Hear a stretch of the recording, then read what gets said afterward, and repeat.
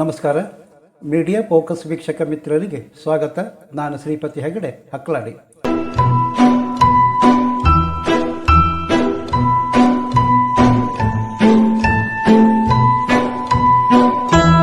ಯಾರಿಗೆ ಗೊತ್ತಿತ್ತು ರೀ ಅಲ್ಲಿ ಸಾವು ಹೊಂಚು ಹಾಕಿ ಕೂತಿರೋದು. ಸುಳಿವೆ ಸಿಗದೆ ಸಾವು ಉಗ್ರ ರೂಪದಲ್ಲಿ ಬಂದೆರಗಿತ್ತು. ಅದವರಂಥ ಬದ್ಮಾಶ್ ಅಂದರೆ ಜಾತಿ ಕೇಳಿ ಗುಂಡು ನುಗ್ಗಿಸಿದ್ರು.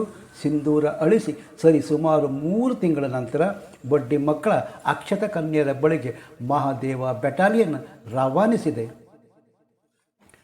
ಪಹಲ್ಗಾಮ್ ದಾಳಿ ಮಾಸ್ಟರ್ ಮೈಂಡ್ ಪಾಕ್ ಸೇನೆಯ special commander Sulaiman Shah alias Musa Fauji, Abu Hamza, Yasir 3 ಸೈತಾನರ ಭಾರತೀಯ ಪಡೆ ನೀವಿಲ್ಲಿರೋದಕ್ಕೆ ಲಾಯಕ್ಕಾಗಿಲ್ಲ, ಕಳ್ಕೊಳ್ಳಿ ಅಂತ ನೇರ ಹೂರಿ ಯಾತ್ರೆ ಟಿಕೆಟ್ ಕೊಟ್ಟಿದೆ.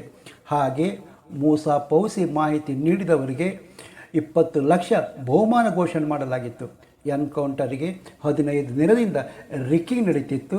ಅಲ್ಲಿನ ಸ್ಥಳೀಯ ಹಾಗೂ ಕುರಿಗಾಯಿಗಳ ಮೂಲಕ ಮಾಹಿತಿ ಕಲೆ ಹಾಕಲಾಗ್ತಿತ್ತು. ಅಂದಹಾಗೆ ಕಾರ್ಗಿಲ್ ಬೆಟ್ಟಗುಡ್ಡದಲ್ಲಿ ದುಷ್ಟ ಪಾಕಿಸ್ತಾನಿ ಸೈನಿಕರ ಅಡಗಿ ಕೂತ ಮಾಹಿತಿ ಅದೇ ಕುರುಗಾಯಿಗಳು ನೀಡಿದ್ದರು.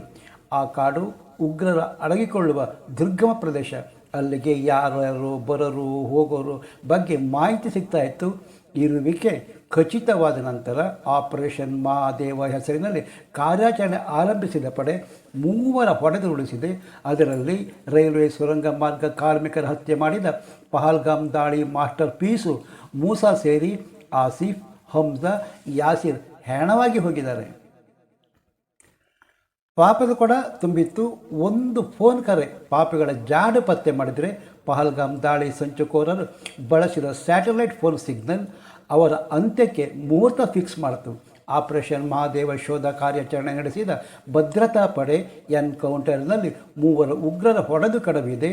ಆಪರೇಷನ್ ಮಹಾದೇವ ವಿಶೇಷ ಏನು ಬನ್ನಿ ನೋಡೋಣ.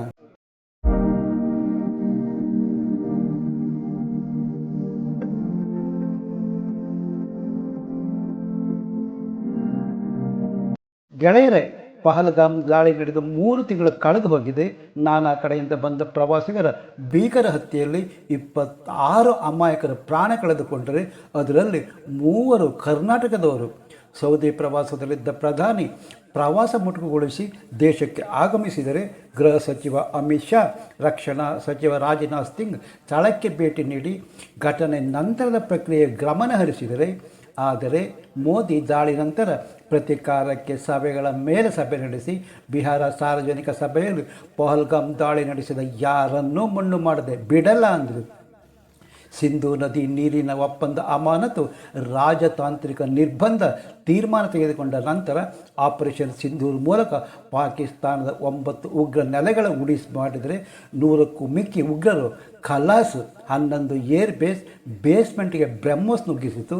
ಕಿರಾನ ಅಣುಸ್ಥಾವರ ಬಂಕರ್ ದ್ವಾರದ ಬಳಿ ಬ್ರಹ್ಮೋಸ್ ನುಗ್ಗಿಸಿ ನಿಮ್ಮ ಪರಮಾಣು ಎಲ್ಲೆಲ್ಲಿ ಬಚ್ಚಿಟ್ಟಿದ್ದೀರಾ ಅದೆಲ್ಲ ನಮಗೆ ಗೊತ್ತು ಎನ್ನುವ ಸ್ಪಷ್ಟ ಸಂದೇಶ ರವಾನಿಸಿದ್ದು ಭಾರತ. ಆಪರೇಷನ್ ಸಿಂಧೂರಿಗೆ ಪಾಕ್ ಪ್ರತಿಕಾರ ನೀರಿನ ಗುಳ್ಳೆ. ಅಣುಸ್ಥಾವರದ ಬಳಿ ಬ್ರಹ್ಮೋಸ್ ನುಸುಳಿತ ನೋಡಿ ಪಾಕ್ ಮಂಡಿ ಉರಿತು. ಅದೇ ಬಾಯ್ಹೊರಕ ಅಮೆರಿಕ ಅಧ್ಯಕ್ಷ ಟ್ರಂಪ್ ನಾನೇ ಯುದ್ಧ ನಿಲ್ಲಿಸಿದ್ದು ಅಂದ. ಮತ್ತೊಂದು ಗಳಿಗೆಗೆ ಬೇರೊಂದು ಹೇಳಿಕೆ ಕೊಟ್ಟ. ಅಷ್ಟಕ್ಕೆ ಸುಮ್ಮನಿದ ಟ್ರಂಪಣ್ಣ 4 ಯುದ್ಧ ವಿಮಾನ ಲಾಸ್ ಆಗಿದೆ ಅಂದ. ಆದರೆ ಯಾವ ದೇಶದ್ದು ಎನ್ನಲಿಲ್ಲ. ಇತ್ತ ಚೀನಾ ತನ್ನ ಯುದ್ಧ ವಿಮಾನದ ಹಿನ್ನಡೆ ಡ್ರೋನ್ ಲಗಾಡಿ ಆಗಿರೋದು ಮುಚ್ಚಿಕೊಳ್ಳೋದಕ್ಕೆ ರಫೇಲ್ ಯುದ್ಧ ವಿಮಾನ ಲಾಸ್ ಆಗಿದೆ ಅಂತು. ಪಾಕಿಸ್ತಾನ 4-5 ವಿಮಾನ ಹೊಡೆದಿದ್ದೀವಿ ಅಂತು. ಆದರೆ ಇಷ್ಟೆಲ್ಲ ಆದರೂ ಭಾರತ ಆಪರೇಷನ್ ಸಿಂಧೂರ ನಿಂತಿಲ್ಲ. ಉಗ್ರರು 1 ಗುಂಡು ಹೊಡೆದರೆ ಮತ್ತೆ ಆಪರೇಷನ್ ಸಿಂಧೂರ್ ಚಾಲು ಅಂತು. ಆದರೆ ಕಾಂಗ್ರೆಸ್ ಮಾಡಿದ್ದೇನ್ರಿ? ಮಾಜಿ ರಕ್ಷಣಾ ಸಚಿವ ಚಿದಂಬರಂ ಪಹಲ್ಗಾಮ್ ದಾಳಿ ಮಾಡಿದ್ದು ಪಾಕಿಸ್ತಾನ ಭಯೋತ್ಪಾದಕರು ಎನ್ನುವುದಕ್ಕೆ ಏನು ಗ್ಯಾರಂಟಿ ಅಂದರೆ, ಅದೇ ಚಿದಂಬರಂ ರಕ್ಷಣಾ ಸಚಿವರಾಗಿದ್ದ ಕಾಲದಲ್ಲಿ ಅತಿ ಹೆಚ್ಚು ದಾಳಿ ನಡೆದಿತ್ತು ಎನ್ನುವುದು ನೆನಪೇ ಆಗೋದಿಲ್ಲ. ಅದೇ ತನ್ನ ಕಾಲಬುಡದಲ್ಲಿ ಕತ್ತೆ ಸತ್ತು ಬಿದ್ದರೂ ಇನ್ನೊಬ್ಬರ ಕಾಲಬುಡದಲ್ಲಿ ನೊಣ ಇದೆ ಅಂತ ಹೇಳುವ ಜಾಯಮಾನ ಅವರಿದ್ದು. ಪಾಕಿಸ್ತಾನ ಚೀನಾ ಕೇಳಬೇಕಾಗಿದ್ದ ಪ್ರಶ್ನೆ ವಿರೋಧ ಪಕ್ಷದ ನಾಯಕ ರಾಹುಲ್ ಗಾಂಧಿ ವಿಪಕ್ಷಗಳು ಕೇಳ್ತವೆ. ರಫೇಲ್ ಲೆಕ್ಕ ಕೊಡಿ, ಸಂಸತ್ತಲ್ಲಿ ಚರ್ಚೆ ಆಗಬೇಕು ಅಂತ ರಚ್ಚೆ ತೆಗೆದ್ರು. ಚರ್ಚೆಗೆ ಅವಕಾಶ ಕೊಟ್ಟರು. ಸಂಸತ್ ಹೊರಗೆ ಪ್ರತಿಭಟನೆ. ವಿರೋಧ ಪಕ್ಷದವರು ನಮ್ಮ ಸೈನಿಕರ ಏನಾಯಿತು, ನಾಗರಿಕರಿಗೆ ಏನಾಯಿತು ಅಂತ ಕೇಳಿದರೆ ಅದರ ಕಥೆಯೇ ಬೇರೆ. ಚೈನಾ ಭಾರತ ಯುದ್ಧದಲ್ಲಿ ಭಾರತ ಕಳೆದುಕೊಂಡ ಭೂಮಿ, ನಮ್ಮ ಸೈನಿಕರು ರಕ್ತ ಹರಿಸಿ ಗೆದ್ದ ಭೂಮಿ ಪಾಕಿಸ್ತಾನಕ್ಕೆ ದಾನ ಮಾಡಿ 93,000 ಸೈನಿಕರ ಮಾಫ್ ಮಾಡಿ ಬಿಟ್ಟರಲ್ಲ, ಆ ಬಗ್ಗೆ ಮಾತಾಡೋದಿಲ್ಲ. ಇವರು ದೇಶದ ಪರವ ವಿರೋಧವ ತೀರ್ಮಾನ ನಿಮಗೆ ಬಿಟ್ಬಿಡ್ತೀನಿ. ಗೆಳೆಯರೆ, ಎನ್ಕೌಂಟರ್ನಲ್ಲಿ ಹತನಾದ ಪಹಲ್ಗಾಮ್ ದಾಳಿ ಉಗ್ರ ಮೋಸ. ಕಳೆದ ವರ್ಷ ನಡೆದ ಸೋನಾಮರ್ಗ ಸುರಂಗ ದಾಳಿಯಲ್ಲಿ ಭಾಗಿಯಾಗಿದ್ದ. ಈ ದಾಳಿಯಲ್ಲಿ ಡಾಕ್ಟರ್ ಒಬ್ಬರು ಸೇರಿದಂತೆ 7 ಮಂದಿ ಜೀವ ಕಳೆದುಕೊಂಡಿದ್ದಾರೆ.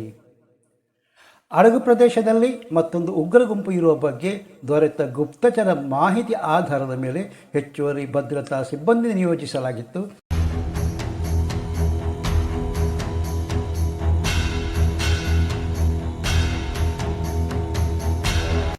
ಎನ್ಕೌಂಟರ್ ಸ್ಥಳದಲ್ಲಿ 1 MA carbon rifle, 2 AK rifle ಮತ್ತಿತರ ಶಸ್ತ್ರಾಸ್ತ್ರ ವಶಪಡಿಸಿಕೊಳ್ಳಲಾಗಿದೆ.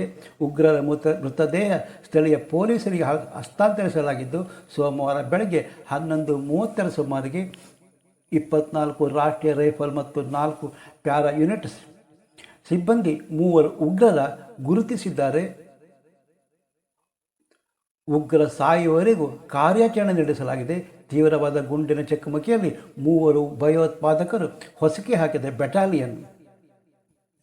ಗುಪ್ತಚರ ಮೂಲಗಳ ಪ್ರಕಾರ ಪಹಲ್ಗಾಮ್ ದಾಳಿಯ ಮಾಸ್ಟರ್ ಮೈಂಡ್ ಹಾಸಿಮ್ ಮೂಸಾ ಗುರುತು ಸಿಗಬಾರದು ಅಂತ ದೇಹದ ತೂಕ ಇಳಿಸಿಕೊಂಡಿದ್ದ, ಕೇಶ ವಿನ್ಯಾಸ ಬದಲಾಯಿಸಿಕೊಂಡಿದ್ದ, ಗಡ್ಡ ಆಕಾರ ಬದಲಾಯಿಸಿಕೊಂಡಿದ್ದ. ಆದರೆ ಜಮ್ಮು ಮತ್ತು ಕಾಶ್ಮೀರದ ಡ್ರೆಚಿಂಗಂ ಬಳಿಯ ಹಾರ್ಮನ್ ದಟ್ಟ ಕಾಡುಗಳಲ್ಲಿ ಭದ್ರತಾ ಪಡೆಗಳೊಂದಿಗೆ ನಡೆದ ಭೀಕರ ಗುಂಡಿನ ಚಕಮಕಿಯಲ್ಲಿ ಹಾಸಿಮ್ ಮೂಸಾ ದೇವರ ಪಾದ ಸೇರಿದ್ದಾನೆ. ಏಪ್ರಿಲ್ ನಡೆದ ಪಹಲ್ಗಾಮ್ ದಾಳಿ ನಂತರ ದಾಳಿಕೋರರಿಗಾಗಿ ನಿರಂತರ ಶೋಧ ಕಾರ್ಯ ನಡೀತಾ ಇತ್ತು ರೀ. ಇದೀಗ ಕೊನೆಗೂ ಭಾರತೀಯ ಸೇನೆಗೆ ಒಂದು ಅದ್ಭುತ ಯಶಸ್ಸು ಸಿಕ್ಕಿದೆ. ಅದು ಸಂಸತ್ ಅಧಿವೇಶನದಲ್ಲಿ ಸಿಂಧೂರ ಚರ್ಚೆ ಸಮಯದಲ್ಲಿ ನಡೆದ ದಾಳಿಗೆ ಉಗ್ರರು ಜನ್ನತ್ ಸೇರಿದರೆ ಇನ್ನೊಬ್ಬನ ಏಕೆ ಹಿಡಿದಿಲ್ಲ, ಅವನು ಎಲ್ಲಿ ಹೋದ, ನೀವೇ ಬಿಟ್ಬಿಟ್ರ ಅಂತ ಕಾಂಗ್ರೆಸ್ ಕೇಳಿದರೂ ಅಚ್ಚರಿ ಏನಿಲ್ಲ ರೀ. ಏಪ್ರಿಲ್ 22, 2025 ಜಮ್ಮು ಮತ್ತು ಕಾಶ್ಮೀರದ ಪಹಲ್ಗಾಮ್ನ ಪೈಸಾರನ್ ವ್ಯಾಲಿಯಲ್ಲಿ ನಡೆದ ಭಯೋತ್ಪಾದಕ ದಾಳಿಯಲ್ಲಿ 26 ಜನರ ಪ್ರವಾಸಿಗರ ಧರ್ಮ ಕೇಳಿ ಕೊಲ್ಲಲಾಯಿತು. ದಾಳಿ ಪಾಕಿಸ್ತಾನದ ಮೂಲದ ಲಷ್ಕರ್-ಇ-ತೊಯ್ಬಾ ಭಯೋತ್ಪಾದಕ ಸಂಘಟನೆ ಜೊತೆ ಸಂಬಂಧಿಸಿದ ದಿ ರೆಸಿಸ್ಟೆನ್ಸ್ ಫ್ರಂಟ್ ಎಂಬ ಗುಂಪು ಜವಾಬ್ದಾರಿ ಹೊತ್ತುಕೊಂಡಿತ್ತು. ಈ ದಾಳಿಯಲ್ಲಿ ಭಾಗಿಯಾದ ಭಯೋತ್ಪಾದಕರು ಹುವಾವೆ ಉಪಗ್ರಹ ಫೋನ್ ಬಳಸಿದ್ರು. ಆದರೆ ದಾಳಿಯ ನಂತರ ಫೋನ್ ಸಕ್ರಿಯಗೊಳಿಸಿರಲಿಲ್ಲ. ಆದರೆ ಏಪ್ರಿಲ್ 22 ದಾಳಿಯ ನಂತರ ಆಫ್ ಆಗಿದ್ದ ಉಪಗ್ರಹ ಫೋನು ಜುಲೈ 25, 2025 ಮತ್ತೆ ಸಕ್ರಿಯಗೊಂಡಿತ್ತು. ಮತ್ತೆ ನಿರಂತರ ಟ್ರ್ಯಾಕ್ ಮಾಡಲಾಯಿತು.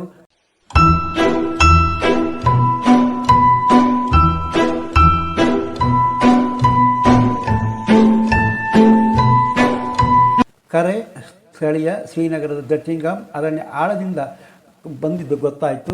ಇದರ ಸುತ್ತಲೂ ಯಾವುದೇ ಮಾನವ ವಾಸಸ್ಥಾನ ಇದ್ದಿರಲಿಲ್ಲ.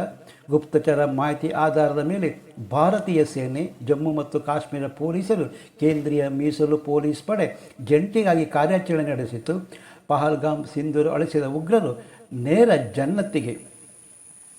ಆಪರೇಷನ್ ಮಹಾದೇವ ಹಿಂದಿನ ಮುಖ್ಯ ಉದ್ದೇಶ ಎಂದರೆ ಸೈನಿಕರ ಮನೋಸ್ಥೈರ್ಯ ಹೆಚ್ಚಿಸಿ ಕಾರ್ಯಾಚರಣೆ ಸ್ಮರಣೀಯವಾಗಿಸುವ ಉದ್ದೇಶ. ಶತ್ರುಗಳಿಗೆ ಒಂದು ಸದೃಢ ಸಂದೇಶ ನೀಡಬೇಕಿತ್ತು. ಆಪರೇಷನ್ ಸಿಂಧೂರ್ ಹೆಸರು ಇಡಲು ಕಾರಣ ಪಹಲ್ಗಾಮ್ ಸಿಂಧೂರ ಧರಿಸಿದ ಮಹಿಳೆಯರ ಸಾವಿಗೆ ತೇಡು ತೀರಿಸಿಕೊಳ್ಳುವ ಉದ್ದೇಶ ಇತ್ತು. ಹಾಗಾಗಿ ಆಪರೇಷನ್ ಮಹಾದೇವ ಹೆಸರಿಡಲಾಗಿದ್ದು ಶಿವ ಶಕ್ತಿಯ ಸಂಕೇತಿಸುವ ಮೂಲಕ ಭಯೋತ್ಪಾದಕರ ನಿರ್ಮೂಲನೆ ಮಾಡುವ ದೃಢ ಸಂಕಲ್ಪ ತೋರಿಸುವ ಉದ್ದೇಶ. ಹೆಸರು ಉದ್ದೇಶ ಮಾತ್ರವಲ್ಲ, ಸ್ಥಳೀಯ ಸಂಸ್ಕೃತಿ, ಇತಿಹಾಸ, ಧಾರ್ಮಿಕ ಮೌಲ್ಯ ಒಳಗೊಂಡಿದೆ. ಆಪರೇಷನ್ ಮಹಾದೇವ ಹೆಸರು ಉದ್ದೇಶ ಕೇವಲ ಸಾಂದರ್ಭಿಕವಲ್ಲ, ಅದು ತೀವ್ರ ಸೈಕಲಾಜಿಕಲ್, ಸಾಂಸ್ಕೃತಿಕ ಹಾಗೂ ಯುದ್ಧ ತಂತ್ರಜ್ಞಾನಾತ್ಮಕ ದೃಷ್ಟಿಕೋನದಲ್ಲಿ ಮಹತ್ವಪೂರ್ಣ. ಮಹಾದೇವ ಹೆಸರು ಭಯಂಕರ ಶಕ್ತಿ, ಧೈರ್ಯದ ಮತ್ತು ನಿಷ್ಕಪಟ ದಂಡನೆಯ ಸಂಕೇತ. ಹೆಸರು ಕಾರ್ಯಾಚರಣೆ ಕೊನೆಗೊಳ್ಳುವವರೆಗೂ ಸೈನಿಕರ ತೀವ್ರ ಮನೋವೈಜ್ಞಾನಿಕ ಉತ್ಸಾಹ ಮತ್ತು ಸಮರ್ಪಣೆ ಹೆಚ್ಚಿಸುತ್ತದೆ. ಮಹಾದೇವ ಶಬ್ದ ಒಬ್ಬ ವಿನಾಶಕನ ಆಖ್ಯಾದಿದಾತನ ಎಂಬ ಸಂದೇಶ ಭಯೋತ್ಪಾದಕರಿಗೆ ನೀಡುತ್ತೆ. ಇದು ಶತ್ರು ಮನೆಯಲ್ಲಿಯೇ ಭಯ, ದಿಕ್ಕು ತಪ್ಪಿಸುವ ಸಾಧ್ಯತೆಯ ಚತುರತಂತ್ರ. ದಾಚಿಗಮ್ ಕಾಡು ಅಂದರೆ ಜಮ್ಮು ಕಾಶ್ಮೀರದ ಶ್ರೀನಗರದ ಹತ್ತಿರದಲ್ಲಿರುವ ಅಮರನಾಥ ಯಾತ್ರಾ ಮಾರ್ಗದ ಪವಿತ್ರ ಪ್ರದೇಶ. ಈ ಭಾಗಕ್ಕೆ ಶಿವ ಟೆರೋಟರಿ ಅಂತ ಬಳಸುವ ಸಂಪ್ರದಾಯವಿದೆ. ಇಂತಹ ಪವಿತ್ರ ಪ್ರದೇಶದಲ್ಲಿ ಆಪರೇಷನ್ ಮಹಾದೇವ ಎಂಬ ಹೆಸರು ಇಡುವುದು ಸ್ಥಳೀಯ ಭಾವನೆಗಳಿಗೆ ಗೌರವ ಸೂಚಿಸುವ ಜವಾಬ್ದಾರಿಯ ಕ್ರಮ. ರಾಷ್ಟ್ರದ ವಿರುದ್ಧ ಕೃತ್ಯ ಮಾಡಿದರ ವಿರುದ್ಧ ಸಾಧಾರಣ ಸೇಡಲ್ಲ, ತಾತ್ವಿಕ ದಂಡನೆಂಬ ಘೋಷಣೆ. ಹೀಗೆ ಹೆಸರೊಂದು ಕೇವಲ ನಾಮಪದವಲ್ಲ, ಅದು ದಿಟ್ಟ ಸಂಕೇತ. ಆಪರೇಷನ್ ಮಹಾದೇವ ಹೆಸರಿನಲ್ಲಿ ನಡೆದ ಕಾರ್ಯಾಚರಣೆ, 3 ಉಗ್ರರ ಜನ್ನತಿ ಕಳುಹಿಸಿದ ನಮ್ಮ ಸೈನಿಕರ ಸಾಹಸ, ಸರ್ಕಾರದ ನಿಲುವು ಕುರಿತು ನಿಮ್ಮ ಅಭಿಪ್ರಾಯ ಕಾಮೆಂಟ್ ಮಾಡಿ. ವಿಡಿಯೋ ಇಷ್ಟವಾದರೆ ಮೀಡಿಯಾ ಫೋಕಸ್ ಚಾನಲ್ ಸಬ್ಸ್ಕ್ರೈಬ್ ಮಾಡಿ, ಲೈಕ್ ಹಾಗೂ ಶೇರ್ ಮಾಡೋದು ಮರಿಬೇಡಿ. ಮತ್ತೊಂದು ಹೊಸ ವಿಷಯದೊಂದಿಗೆ ನಿಮ್ಮ ಮುಂದೆ ಬರುತ್ತೇನೆ. ಅಲ್ಲಿಯ ತನಕ ನಮಸ್ಕಾರ. ಜೈ ಕರ್ನಾಟಕ, ಜೈ ಹಿಂದ್.